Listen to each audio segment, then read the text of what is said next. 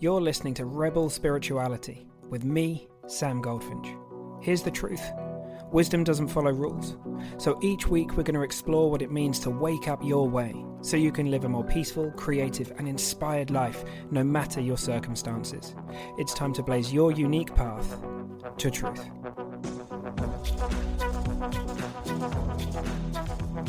Hey Rebel.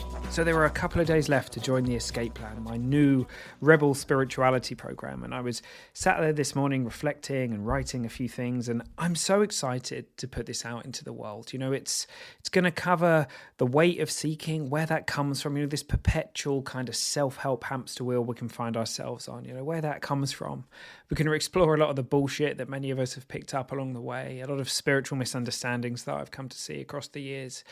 And of course, we're going to explore how our experience works so that we can just relax and enjoy life more, just take things less seriously, keep reading the books if we want to read the books, but not because we feel like we have to, because we kind of want to as a celebration.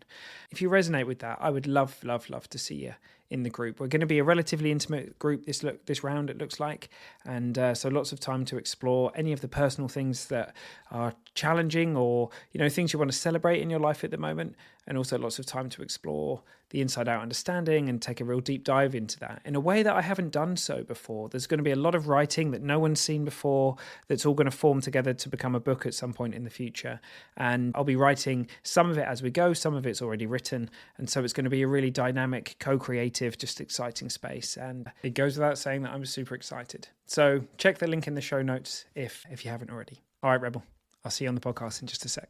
Hey, Rebel friend. So I wanted to read something I posted on Substack this morning because it was well received and I thought we could explore it together here today. So I wrote this. The mind really does like to get on its high horse about things.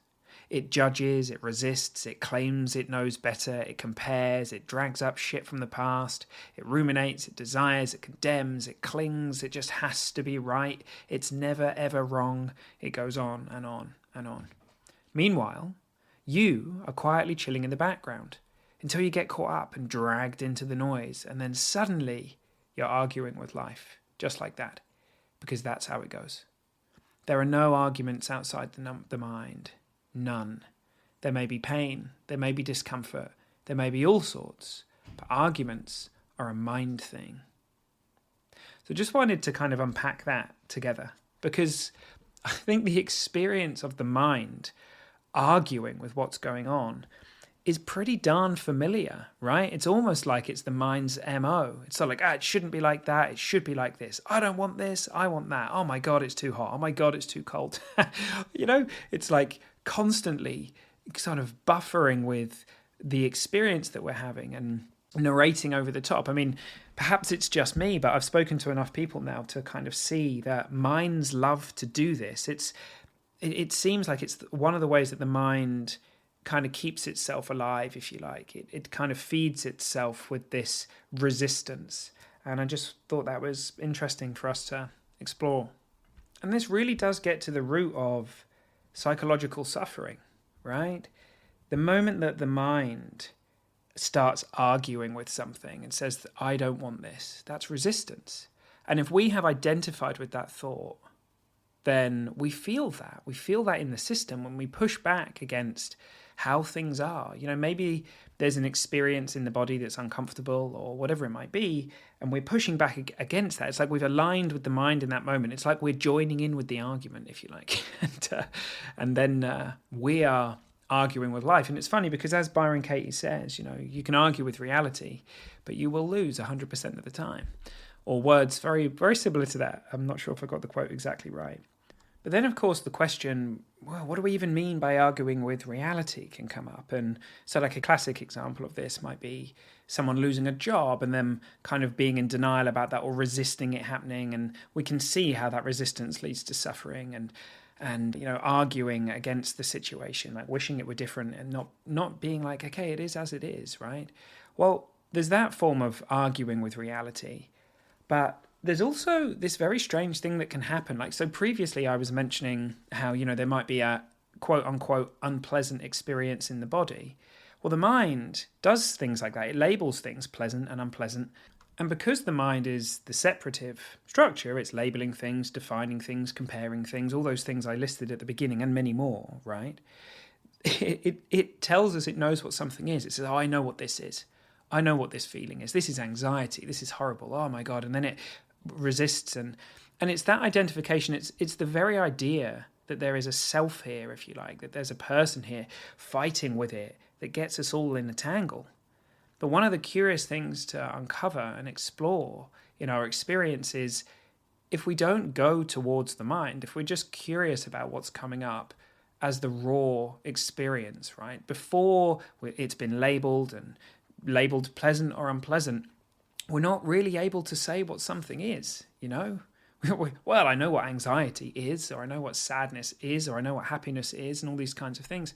But actually, if we're open to it, and exploring, that's actually not the case. Like, what does it actually mean to say I'm feeling anxious in this moment, right? Before and beyond the words and all of that stuff. Like maybe we can locate it to a sensation in the body. Well, what is that sensation? And then we can explore that, and it kind of starts to fall away. And every time we look and go looking for something, it's not solid. It kind of either transforms into something else, or we can't really find the words. It's unresolvable. You know, it's something that we can't grip onto, we can't get hold of. Well, there's actually a lot of freedom in this when we explore from this level. And so the mind, when it says, I know what this is anxiety, it locks on and it kind of makes it concrete, starts telling stories about it. And then we feel that because we feel thought, we feel the power of thought. But actually what happens when we drop that is really kind of interesting. Like, I don't know what this is. I don't know what this appearance is. And what we tend to notice is everything is always moving and changing, right? The mind might have a concept of anxiety, but there's no such thing as anxiety as a fixed object. It's not something that you can be like, well, that's it. It tends to be a flowing appearance of sensations and feelings and things that are coming and going and moving, and they're never fixed until the mind attempts to fix them.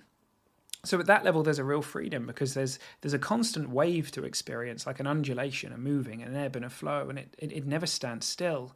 And for me, so this week, you know, my mind had got caught up and was telling all sorts of stories, and I was throwing up a bunch of stuff about the future and all this kind of stuff like minds can do.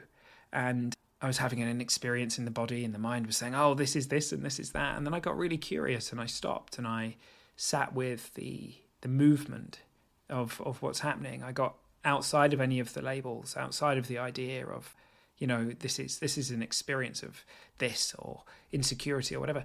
And there was a real freedom in there. Suddenly the dynamic between this is unpleasant or this is pleasant, it didn't kind of make sense anymore. I kind of just sat in the isness of whatever it was that was appearing. And that's available to all of us, that experience. We can all drop into that. It's a different way of relating to things.